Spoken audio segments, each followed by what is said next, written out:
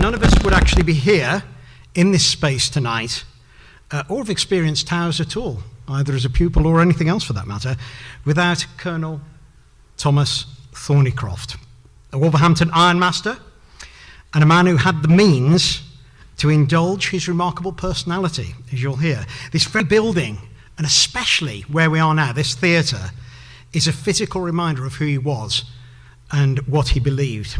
And later on, you'll experience something special, really special, that we hope will bring the Colonel to life in some way.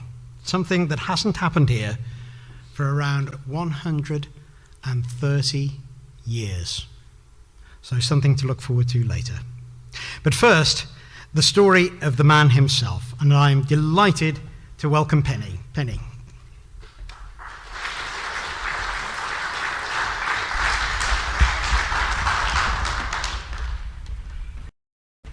Good evening, everybody. Thank you for inviting me to share this story that I've discovered. I'll tell you first of all how it's come about. I am a passionate family historian, and I also, because of that, I'm interested in local history. I was in the Wolverhampton Archives 2017 to help somebody with some research, and the staff there asked if I'd seen the latest deposit, and this book was put in front of me. And what I'm going to tell you about tonight is what was in that book. But it's a fascinating book, and it's a massive big book, and I'm only going to tell you about maybe 20% of what's in it. So there is a lot more that's out there possible to learn about Thomas. Lieutenant Colonel Thomas Thorneycroft. This is the book that was deposited at the archives at the end of 2017 by a Mrs. Legg, who was clearing out her husband's property after he passed away. And you can see it's a big red book, leather bound, gold embossed decoration. It's about 15 inches tall, about 3 inches thick, and it's full of fascinating information. Well, I wondered who this Lieutenant Colonel Thorneycroft was, because there are several. It could have been this man, who's George Benjamin Thorneycroft. He is an iron founder in his own right, and he was actually the first mayor of Wolverhampton. I wondered if it was him. He actually, after he'd married, lived at this big house in Chapel Ash. Where you see a red line round any image, that's because it's not come from the book. Everything else has come from the book that you've just seen the image of. He married Eleanor Page, and they had 9 children. One of the children was this man, his son. There were 2, he had a brother, but the brother died fairly young, leaving him with 7 sisters. A couple of those died young as well. But Thomas Thorneycroft, well-known eccentric, and he's responsible for this property. He was actually the lord of the manor of Hadley in Wellington, Shropshire. He had 300 acres there, but he also bought the land here. The Baron and Baroness that this book was intended to be given to, there is a picture of the couple in the book. I know it's them because the name is there. And their property is also shown. Why this couple and who they were, I'm not certain. I haven't done any research on that. I did investigate this property to see if they had a website that would give me more information. This was loose in the book. It's not named, and I suspect it's this couple in later life. But their property, I found it on the internet, good old Google, and the picture on the top left is the picture you've just seen on the previous screen, and underneath you can see that it is the same property. In the background of the top photograph, there is a round building with a cone-shaped hat on the top, and you can see that to the left of the building in the bottom picture. I think it might be worth a field trip at some point, because as you can see, it's now a vineyard and agricultural school. I'm more interested in the vineyard than the agricultural school, though, I must be honest. What's in this book? Well, there's all sorts of things in there. That's a list of some of the things, and a few of those I'm going to tell you about this evening. There's lots of family photographs. This one in particular has got 15 people in, to Thomas Thorneycroft, the chap in the middle, marked number 6. His wife Jane, number 3, to his left. And when we have the others are his 9 children, 2 sons-in-law and 2 daughters-in-law. They are all named. Then there's this photograph, and I think you can see where this has been taken. The middle chap is Alexander Whitelaw Thorneycroft, who is Thomas Thorneycroft and Jane Whitelaw, as she was, now Thorneycroft. It's one of their sons. He actually became a lieutenant colonel as well. He did actually serve in the military. And as I came in the building this evening, I had a look, and where the chap in the middle, beside his head, that's the bell push that's still there today on the front of the building. Thomas Thorneycroft, he had a title, Lieutenant Colonel, but it was an honorary title because he was a member of the Yeoman Cavalry. He was actually involved as well with his troop of cavalry putting down the riots in Wolverhampton. I believe it was the 1870s. And you can see there are several mentions of him with different titles. But he was a very keen member of the Staffordshire Yeomanry and supported them and was a member for about 40 years. This picture is in the book.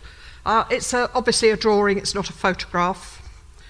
That is on the front page of an article that was published in the Builder magazine talking about this building and the work that had gone on. Lots of photographs in there, like these two. Obviously the room that we're in now. The picture on the left obviously was the fireplace over to the that side of the room. The stage behind me, that had a 44-foot waterfall built into the back. There was also a function of being able to blow hot, cool or scented air out into this theatre. The room, you can see, is decorated with lots of stag's heads, swords, antlers, all sorts of things, very much of Thomas's time. Another view of the stage, a little bit different to now. If you look at this picture on, blown up on a computer screen, you can actually see the paintings that are on the back walls as scenery. Another view of the fireplace. Another view. There's lots of photographs like this in the book. And this is a view not from a book, but obviously from the stage side out to where the audience are sitting now. And this picture, because he designed this room, this theatre, it has a sprung floor, which I'm sure most of you are aware of. It was carpeted, but he could roll the floor back, and they used to roller skate in here. Another view of a room, I think this might have been the billiard room, but we've yet to confirm that.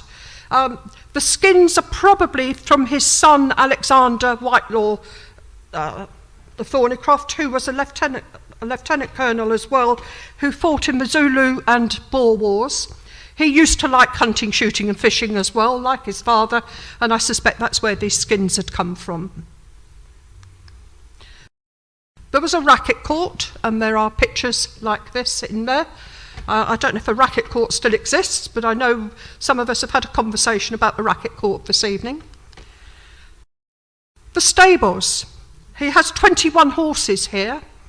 Every single horse is named, and he also tells us what the horse was used for, whether it was for hacking, for carriage pulling, children's ponies, a hunter, all sorts of things. His favourite horse was the Duchess, and I think that's at number 12. Another view of the stables.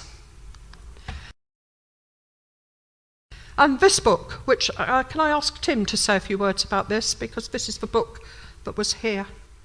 Well, actually, Chris would probably be able to say a little bit more about it, because it was actually at the school, wasn't it? And I think we deposited it with the Wolverhampton Archives actually for safekeeping. Yes, we did, Tim. But it was found by one of my staff, and it's actually a very large book.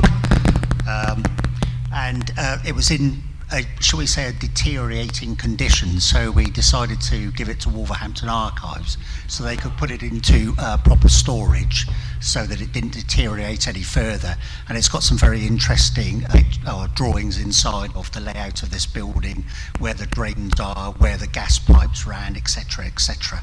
So it's held there at the moment for safekeeping. It's still the college's property, and we hope that when we've finished refurbishing this building, we can get it back to display here in its sort of rightful place. But at the moment, it seems to be the best place to put it. Okay, thank you. I can say actually that if you want to go and see this book, it's perfectly free to go and do that. All you need to go is to Wolverhampton Archives, which is in the old Molyneux Hotel, and ask to see it, and they'll bring it out for you. So if you want to see any of these photographs, any of these plans, any of these drawings that Penny has been referring to, then they're perfectly free to access at Wolverhampton Archives anytime. They are protected documents, so you do need to take 2 forms of ID with you and register for a reader's card. It's free of charge, but you need to register to see original documents, and these are classed as original documents. And while we're talking about this, if any of you have business records or house deeds or anything that are surplus to requirements, please do think of depositing them at an archive, because the archives will always be pleased to receive them. Sorry for that plug. Yes, this actually is one of the illustrations that's actually in the book that we were just referring to. It's a little difficult to read what's actually on this map, so I'm going to try and use this point. Over here, of course, we've got the entrance to the school. We've actually got here the lodge on the left here.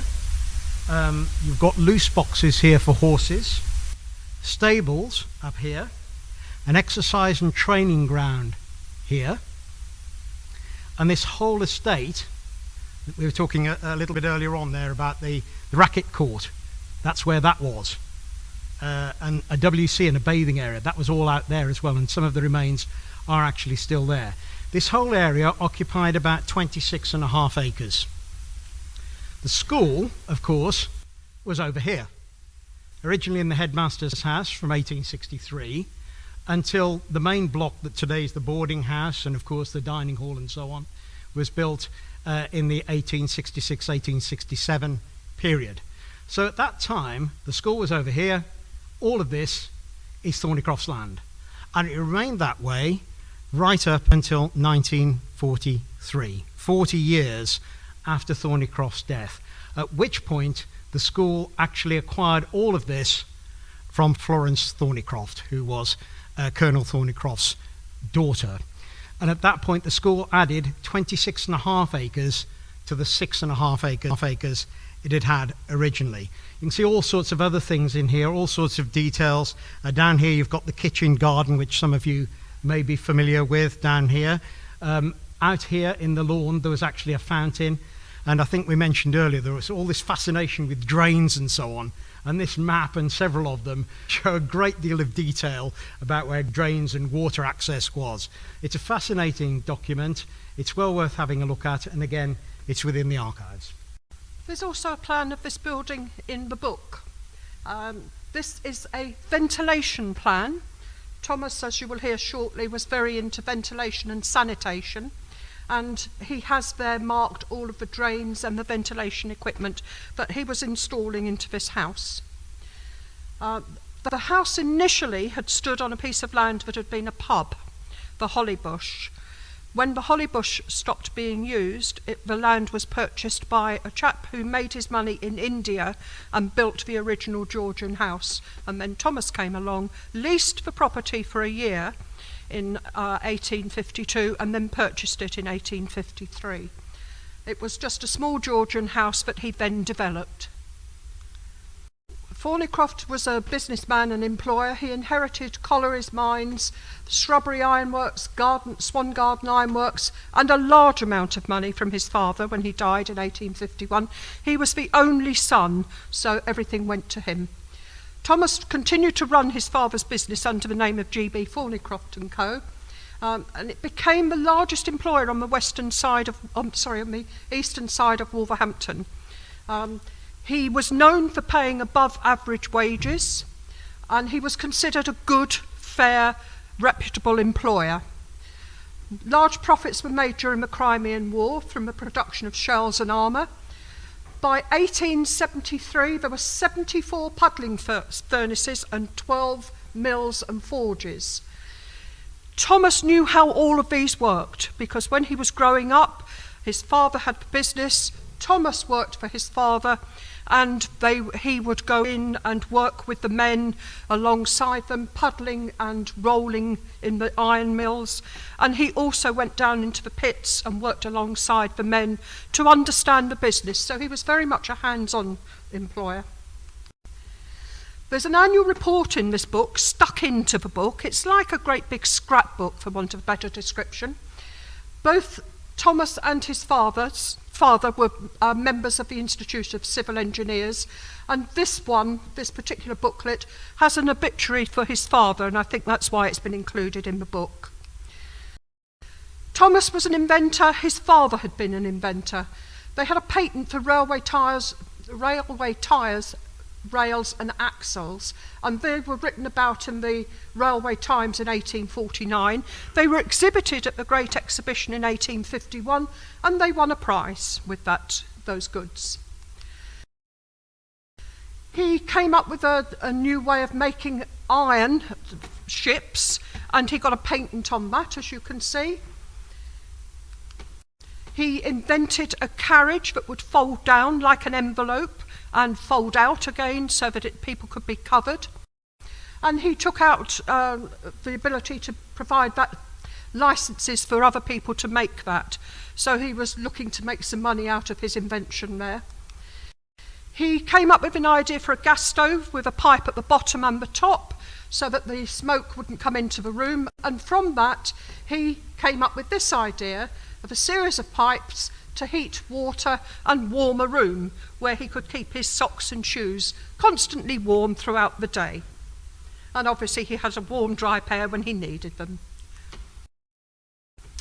He invented some sort of toilet seat with hinges. Again, that was exhibited. He exhibited that in the Healtheries exhibition in Wolverhampton, in London in 1884. And it was also part of a Wolverhampton industrial exhibition. He was very interested in sanitary affairs. He set up a Sanitary Protection Association, produced this leaflet, which would allow people to join the association, have an inspection of their property for a fee. There was a scale of fees in this record. And they could have their house inspected, and a survey would give a list of recommendations for improving the property. He was vice president of this association. He was a High Sheriff of Staffordshire. He was Lord of the Manor of Hadley in Wellington because he owned Hadley Manor with 300 acres, and he was a JP in both Staffordshire and Shropshire. He was a politician. President of the County Conservative Association. He was actually the election manager for the MP Staveley Hill, who was MP for Coventry, West Staffordshire and Kings Winford from, I believe, 1868 up to 1900. Thorneycroft was approached by Disraeli and Lord Derby. They were trying to encourage him to stand as a politician. He refused. He didn't want to get involved in that. He was very much involved in fundraising for the local Conservatives. And this is a flyer that's in the book as part of his fundraising. So you can see there's lots of things on there. Balloon ascents at intervals, a grand concert under the large roof adjoining the coach house, so that would have been in this property. A monster meeting held in the pleasure grounds in front of a lawn. Old English sports, and you can see on the right hand side a list of the different sports. And there are one or two unusual ones. So we have the youth sparrow race.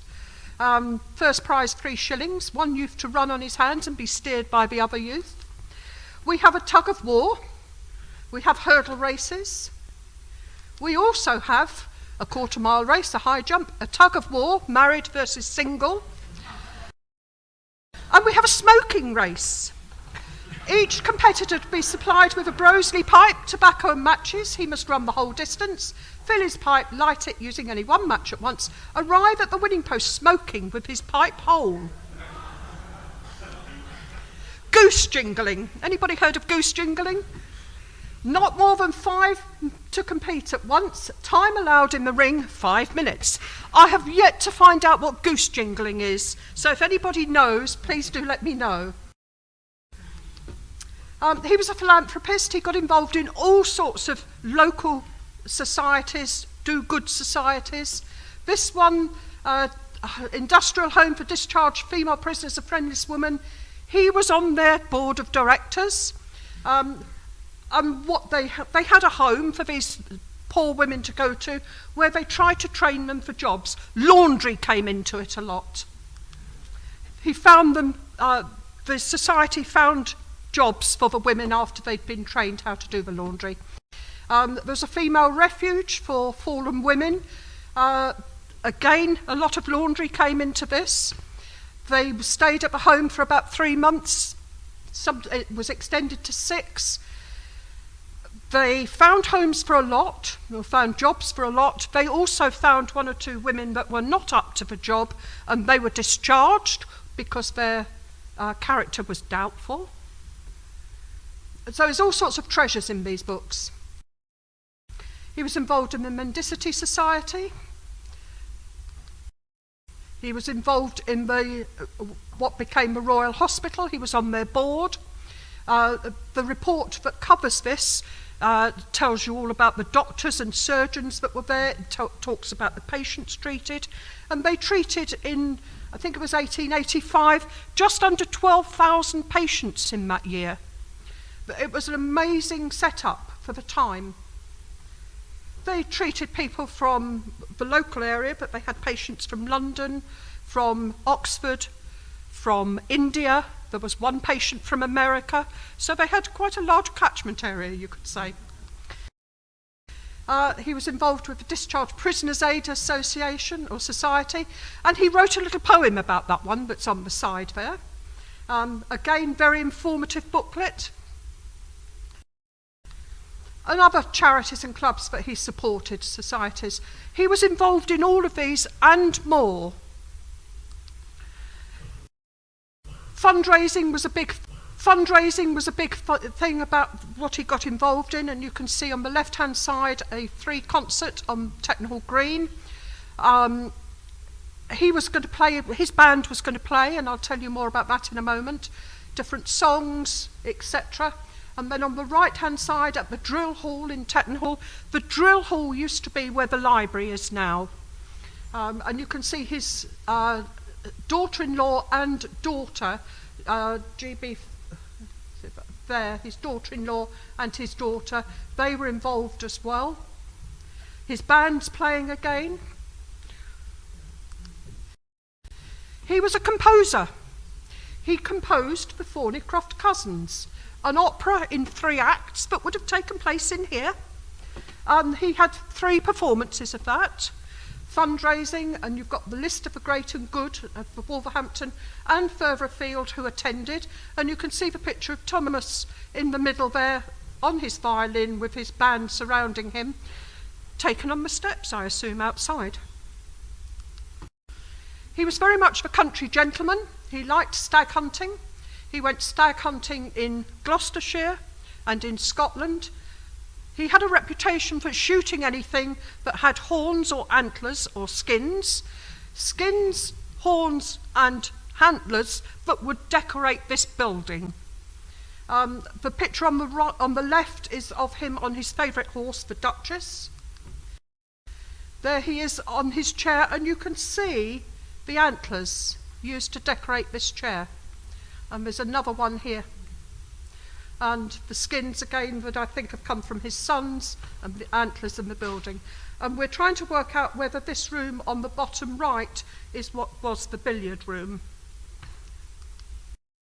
There's presentations. So the cup on the left-hand side is for his horse Macclesfield, but was the best weight-bearing horse in Staffordshire when it was awarded. And the cup on the right, he very generously says that his wife brought him that with the first bit of spare pocket money she had after she got married. Enough said. He got involved in firefighting, and this organisation had a countrywide presence in that they set up various offices and groups around the country to operate a fire service. Thomas got involved, and you can see, his name is here. I can't see him, there he is. There's Thomas Thorneycroft, because he leads the Wolverhampton group. They were very proud of the fact that they managed to put out a fire in Tettenhall village before the fire engines arrived from Wolverhampton. He also composed a brigade march for this group. He was a traveller. He liked his boats. He had several boats. This one, canal boat, as you can see, he invented for that a way of expanding the sides out so that he could accommodate more people for entertaining. He would take his boats down to the River Severn, and I don't know if you know the River Severn at Bridgnorth, there's a small island in the centre. He owned it. He had a bungalow built on the island. He travelled a lot. He took his carriage and horses around. He travelled around North Wales, South Wales. There's reports of him going to Scotland, and he wrote a book about that, all in verse. He did a European tour. He wrote about that, all in verse. He liked Spain very much. And there's another picture of a horse and carriage. That's one of several in the book. And obviously you can see that's taken outside of this building. He travelled to New York. When he arrived in New York, the ship arrived on the 25th of May 1869, and the ship he was on crashed into a ship that was at anchor in New York Harbour. There was a court case, and the right side, the large image, is the newspaper report from 1870 talking about the accident, and then 5 years later a court case is settled. And this is his image in the book as well of that event. Draw your attention to the date he arrived in New York, 25th of May 1869, because that becomes applicable here. While he was in New York, he travelled into Canada, where he went salmon fishing and hunting, but he also saw Charles Blondin, the French acrobat and tightrope walker, cross Niagara Falls. First time he'd done it. Anyway, Thomas saw that, and he decided he'd like to have a go. So when he got back home, he set up a tightrope in the grounds here, and he taught himself to tightrope walk in a week. And he was so confident he carried 2 of his children on his back on the final time he did it. And I know that Thomas was in America at that time, or in Canada at that time, because look at the date. Blondin actually walked across the Niagara Falls. So a month after Thomas had arrived in the States, and he was there for a few months. He went up in a balloon. This balloon, the picture says it's the preliminary trial before the ascent, and it's Thomas and Lord Wriothesley. And there's the event where he went up in the balloon, on the 11th of September 1882, over the pleasure grounds in Wolverhampton that became Wolves football ground. Now this was a very dangerous journey because this balloon was filled with hydrogen gas. It drifted out of control, and there was a danger that it was going to fall on top of some ironworks, and obviously with a hydrogen balloon it was going to blow up and there wouldn't be many survivors. Anyway, the wind changed direction and all was well. But after this, Thomas decided he wasn't happy that balloons couldn't be steered, so he came up with a mechanism to steer hot air balloons. Now I don't know whether anything came of that. I don't know that they can still steer balloons, but Thomas decided he was going to have a go at making something that would do it.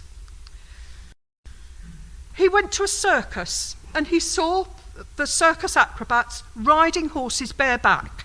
So Thomas, in his usual spirit, had to have a go. So he arranged with the circus. After the circus had finished a couple of evenings, he was going to have a go. So he learnt to ride a horse, standing up, bareback. He liked the trapeze artists that he saw. So he set himself up with a trapeze rope over the top of the Turkish bath, I believe this is, that was here. So he had a go at that too. I just want to draw your attention to Alexander Whitelaw Thorneycroft, his youngest son. He's the chap here, tall. He is another Lieutenant Colonel Thorneycroft. He's the one that went out to South Africa and was decorated at the Sion Cop, and he went back for the Boer Wars as well. There he is in his uniform. And there he is dancing on the stage.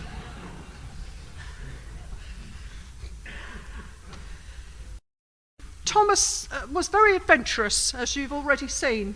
There was an art and industrial exhibition at West Park in 1902 with a lovely water chute. And you can guess who went up?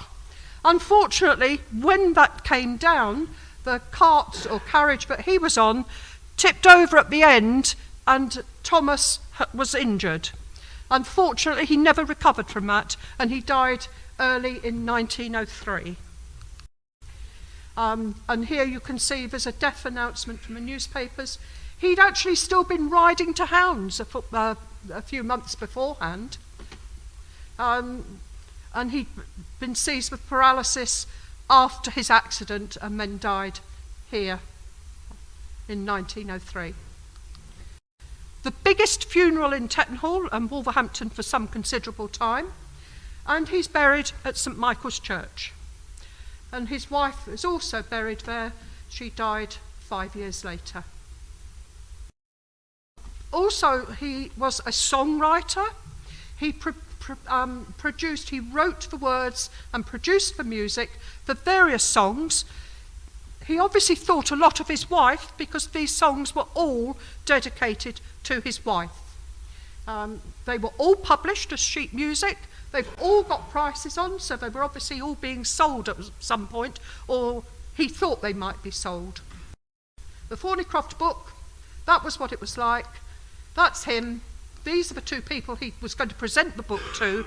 Now, why they didn't get this book, I'm not certain, but I have been told that 4 other books were produced at the same time.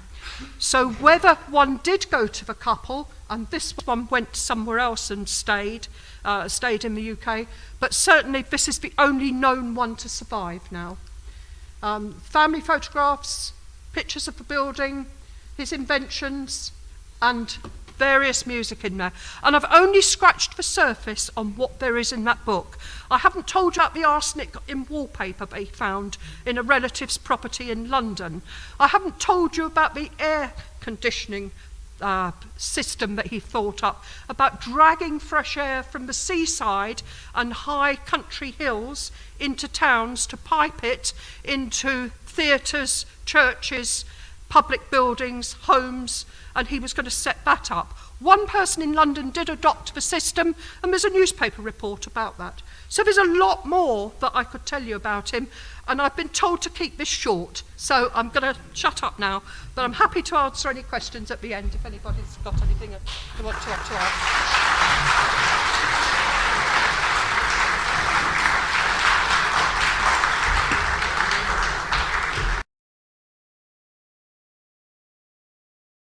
Thank you so much, Penny.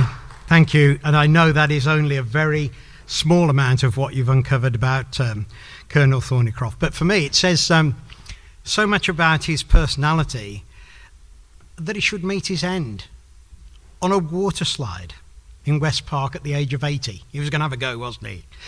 And that in itself, I think, speaks volumes about this larger-than-life character. Now, music, as you've heard, was a huge part of his life. He was a composer. He was also a performer, so playing it and writing it. Now, I think it would be absolutely wonderful if we could actually interview him today and speak to the Colonel, but don't worry, we're not going to have a séance or anything like that. But we can, in some sense, still hear his voice. because it's probably around 130 years since this very theatre resounded to what you're about to hear right now. But with the help of the school's music director, Gareth Howard, and Mel Lofting, you're about to be transported back to the 1880s, with Thorneycroft's words and music returning to this theatre, very probably for the first time since the reign of Queen Victoria. This is Colonel Thorneycroft, and Thou Art Mine.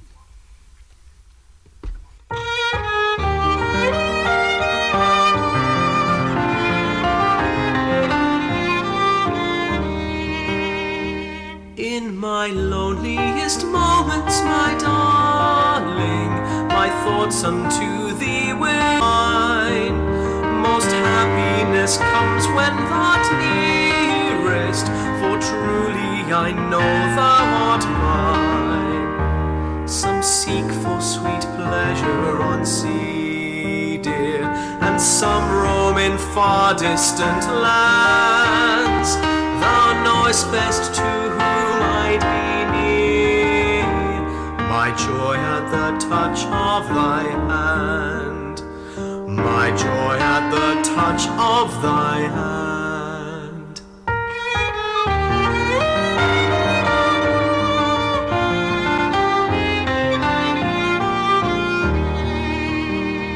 Though far distance may sometimes divide us, our strivings will not be for fame, but for constancy strong to unite us. Our hearts shall be ever the same.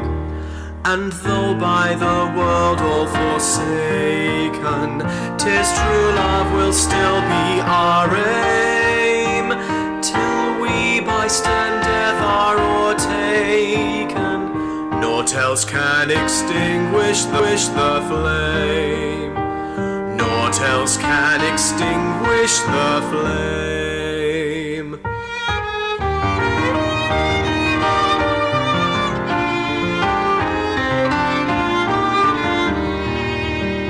If you can get but true love for true love, what exquisite bliss 'tis for each. No pleasure so great that comes from above, that we earthly mortals can reach. For the greatest rapture it brings, makes earth feel like heaven around. That is fondest if thou art so near, that thy hand in mine may be found, that thy hand in mine may be found.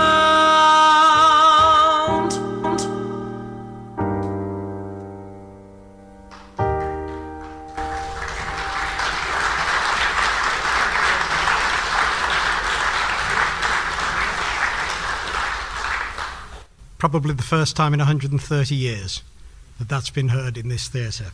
Thank you to Gareth and Mel Lofting for reproducing the music that I found buried in the Thorneycroft papers. So how did we end up here in the first place? How did the school end up in this location? Well, as we were saying earlier, the Colonel bought what was that Georgian country house in 1853. He added the towers in 1866. The school had actually opened by then in the old headmaster's house in 1863. And the main school, designed by the leading Wolverhampton architect George Bidlake, at a cost of almost £17,000 at the time, which is about 1.6 million today, allowing for inflation, where he added what today is the boys' boarding house and the dining area. Now, the Colonel had initially taken legal advice, would you believe, to see if he could prevent the school from opening at all. He was against it initially, but he was very soon complaining as well of damage done to his roofs by boys climbing over them, balls. And he sent a bill for damages through, though during the Boer War, this might be something that the head might consider today, he gave rifles to the boys and allowed them to practice in his racket court, just in case they got called up. The relationship between the Colonel and the school obviously changed quite a bit by then, and it's said that, I quote, "His rising to speak on speech day was always the signal for a storm of applause. and it was his dying wish that the school should attend his funeral. And in fact, the entire school, staff and boys, joined the grand procession down to St Michael's in February 1903. The entire went. Now, 40 years later, the Colonel's daughter Florence, who you heard about a little bit earlier, she sold the Towers estate to the college, adding, as I said earlier, 26.5 acres to the 6.5 acres the college had at that time, at a cost of £15,100. Seems like a bit of a bargain, doesn't it? That's around 580,000, allowing for inflation today. And in moved 7 forms and 9 resident members of staff, some of whom, of course, have experience of having lived in this building and are here tonight. But maintaining this rambling, complicated building was already a challenge, I suspect. And at some point, as a measure against leaks, the roof was what we describe as turnerized, essentially covering the roof with a mesh and then coating it in bitumen, which helps in the short run. So it's short-term gain, but it's certainly long-term pain because it makes recovering the original materials, such as slate, almost impossible. And once that starts to fail, then you have increasing problems. So it's at this point that I want to introduce the bursar and invite Chris Way to take up the story. Chris.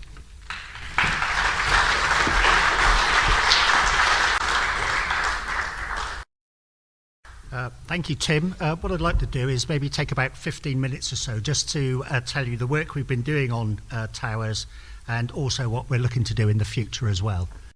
I first came here in 2012 and I came for an interview for the post of bursar. And I was shown around the school, and the one thing that really stuck with me after I left was this fantastic building and also this amazing theatre that I was shown. I was lucky enough to be offered the job. And when I started, I realised that as lovely as this building is, it did have some significant issues. As Tim has said, the roof has been what's called turnerised. Turnerisation was developed in about 1897, funnily enough, by somebody called Turner.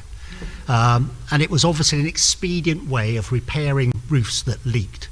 But unfortunately, as Tim said, it's ruined every single slate on this roof.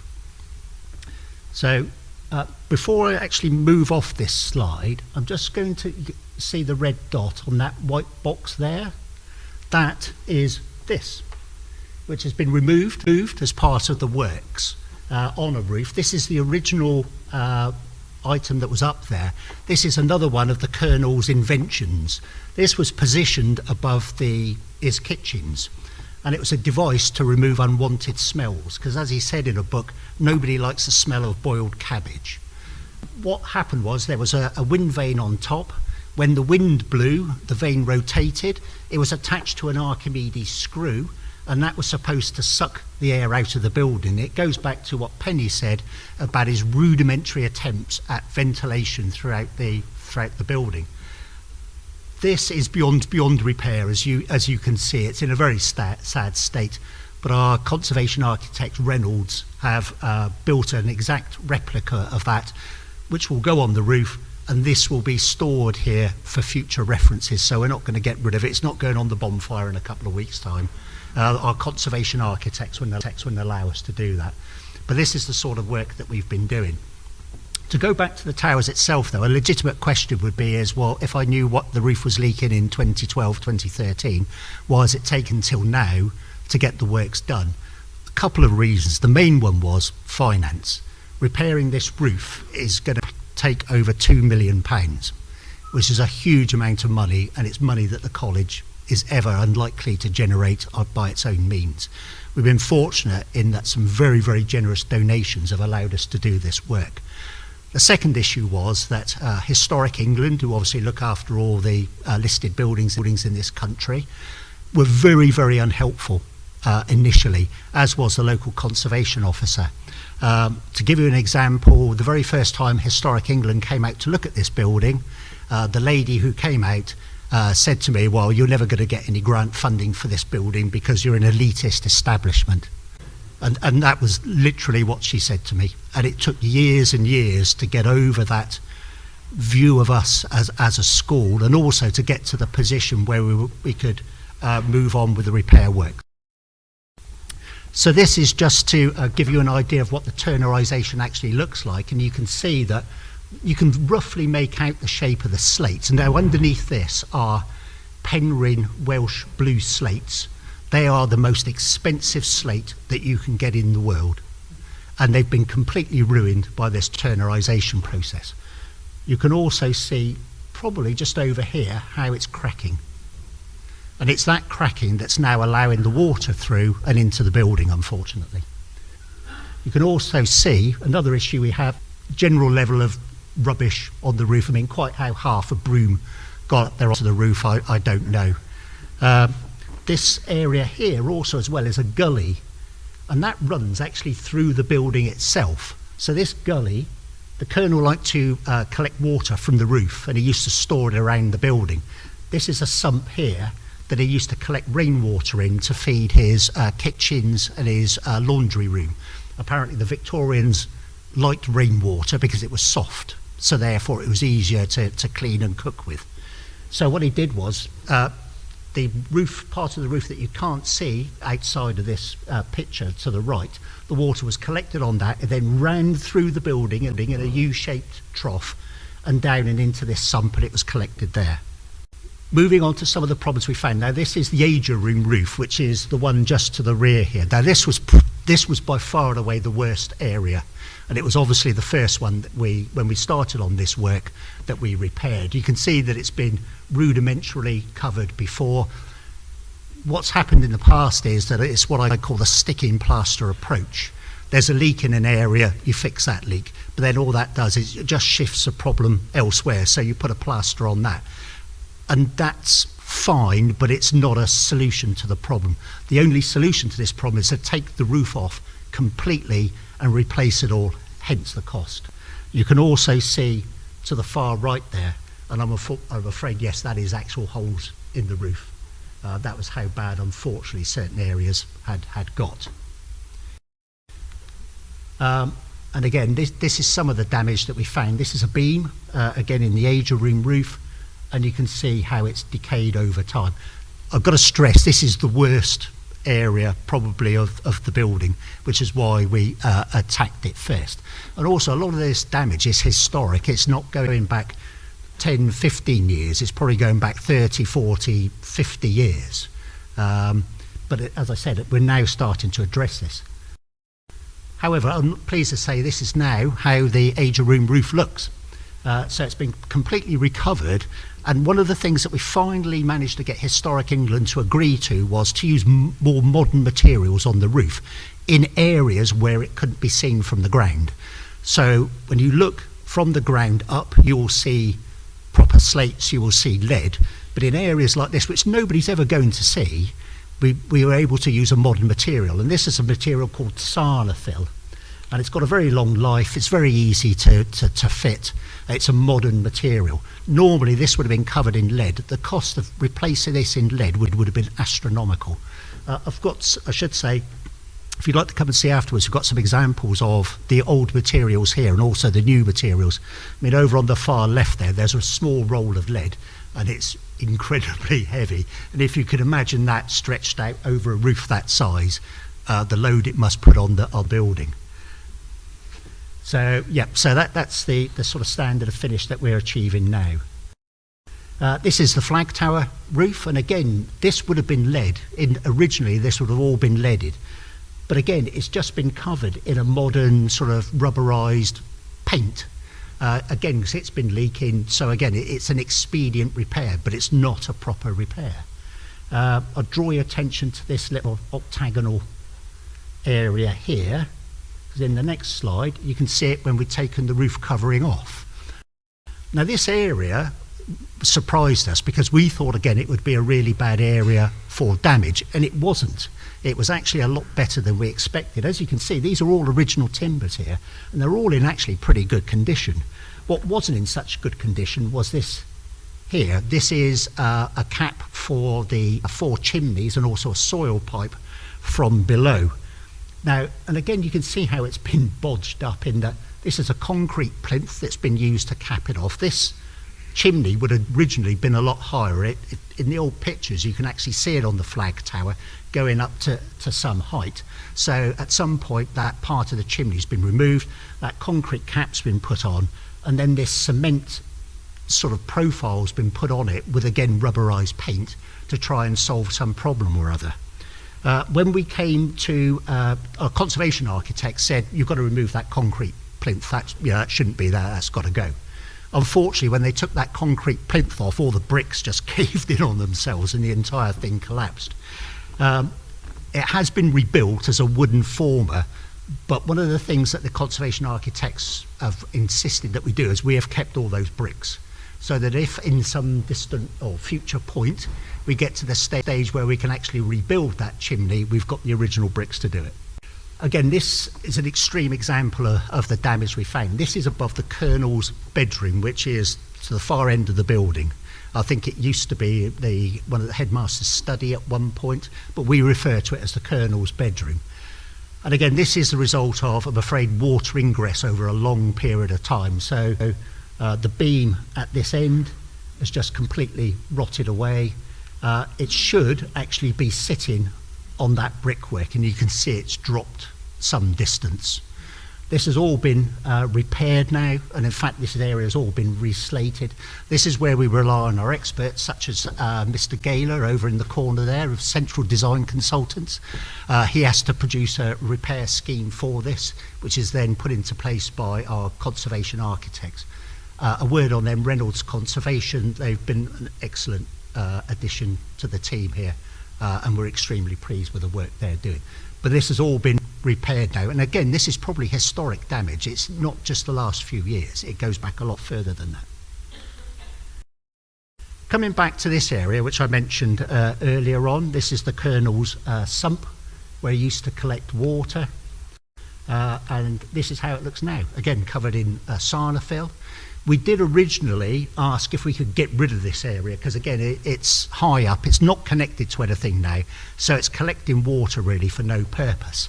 Unfortunately, our conservation architects have said, no, you've got to put this back in place because it's a historic feature of the building. And by removing it, you're losing the character of it. So it's been, as you can see, it's been refinished, again in sarnafill. You can see these lovely slates over here. It's not quite finished because at the back you can see that there's more lead work to be done. But again, it's in a really good watertight condition now. And slates. Again, this is with the work in progress. Another area where we've managed to save money is by minimising the use of lead. Again, where you can't see the lead from the ground, we've been able to use a material called turn-coated stainless steel. The advantage of this is it's a lot cheaper than lead. Another advantage is people don't want to steal it, but also as well, it's a lot lighter and it's easier to work. So again, it's not only saved us money, but it's actually sped up the process. I make quite frequent visits up to the tower's roof to see the guys working, and some of them are real craftsmen with the way they form lead and such like and slates, and they just do it by eye. I mean, it really is an amazing sight to see. Again, another example of the roof. This again now is pretty much finished, this part of the roof. This is to the front, so as you go out through the main entrance, if you look back up, this is what you'll see. And again, as an example, you can see this has been leaded, because again you can see it from the ground. This is lead, not quite finished here, but again in here we've got the turn-coated steel. So again, we're making use of alternative materials where it makes sense. This is what, I'll call this a discovery, because it was a discovery to us at the college, but to certain people here, you might well know that this has always been there, I don't know. This is actually, earlier on, I think Penny talked about the Niagara, the Colonel's waterfall that came down the back of the stage. Well, this is the tank where the water collected, and it's behind the stage here. And we didn't know it, well, we didn't know it was there because the back of the stage had so much stuff on it, we didn't actually know that there was a trapdoor in the ground, in the floor. Once we opened the trapdoor up, we found this huge steel tank in the back, and that's where the Colonel kept his water. It's actually quite big. I mean, apologies for the photo, but this is myself and my site manager stood up in the tank at the back. And it was obviously used to collect the water from the waterfall, and there is outlets in there to also drain it out. Another thing we found was a stash of tiles. Now these are very interesting. You can find those on eBay. You can find the odd one or two, and they're about £50 a go, and that's for a used tile. And this is a stash that we found here in the building. We just probably need about another 50,000. We might have a fund to do some more work on the building, but that's all we found so far. Right under this floor here, as was mentioned earlier on, this is obviously a sprung dance floor. This is the Colonel's own patented invention for a dance floor. So this is one of the bearings that he installed in here. It obviously wasn't a great success because I don't think anybody ever took it up elsewhere. But again, I think it was an example of the Colonel inventing something for the sake of it. I'm not just going to use any old sprung dance floor. I'm going to invent my own. The floor underneath here is actually, there's quite a void underneath this. So much so that if you do go in through the little trapdoor over in that corner, by the time you get to the middle, you can actually stand up right underneath the floor. Some of you may know this, old boys. You might have been down there at some point, I don't know. This is one of the best things I think that we discovered. This is actually a basement which is just around the back here. And the access is in where we store our grounds equipment at the moment. And what had happened was there was a hatch in the ground, but it was covered with grit and salt for winter use. And it was only because we wanted to put scaffold up in there for repairing the roof that we moved this salt bags and found this trapdoor, and this was what was underneath. It's a double height basement, as you can see, quite significant in size. It's soot blackened on the roof. Our conservation architects have a theory about this, that this might have been where the Colonel had his apparatus for his Niagara. What they think was that he perhaps had a boiler down there. Excuse me. He boiled the water down there, which turned to steam. The steam went up a pipe all the way to the top of the theatre, where there was a tank where the water turned condensated back into water, and that was how he got the water from the ground floor all the way up to the top for the Niagara. That is just a theory, I think. I mean, unfortunately, anything that might have been down there has now been removed. But again, it's a fantastic space. The final slide is one I'd like to thank Mr. Gaylor for, and it's a bit of an odd one. A clown that we found in the basement, but I like the phraseology, undamaged clown. Possibly recently added as remainder of basement damp, covered with unusual dirt associated with unmaintained areas. So that's just a few of the things that we found whilst we've been looking restoring this magnificent building. The work is partway through. The current phase of work will last until Christmas. It is a little bit behind schedule because we've come across some problems that we didn't expect, and also the weather hasn't been particularly helpful. And then the final phase of work, which will be to restore the roof above the theatre, will commence hopefully around April time next year, and then that'll be the entire roof completely finished, and hopefully it'll be good for, let's say, hopefully another 150 years. It's been a real voyage of discovery. I've learnt lots of things. For example, I mentioned the Colonel's bedroom earlier on. The Colonel's bedroom, apparently what the Victorians used to do was they used to fill the floors with sand. It's called pugging, apparently, and it was to dampen the noise, shall we say, in the bedroom for other parts, so a sound insulation. But again, it's these sort of things that we found as we've gone along, which have been a joy to discover. However, once the roof's finished, then obviously there's the rest of the building to do. You'll have seen the library, which is looking fantastic, but there's a lot of other rooms within this wonderful building that we'd like to bring up to a similar condition. So this work is going to continue for a long time, and again, we will be reliant on, hopefully donations going forward to further this work.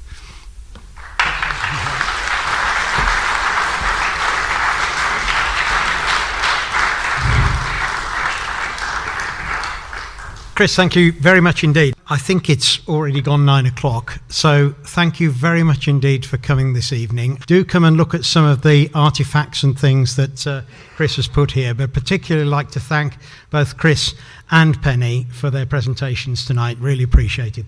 Thank you very much.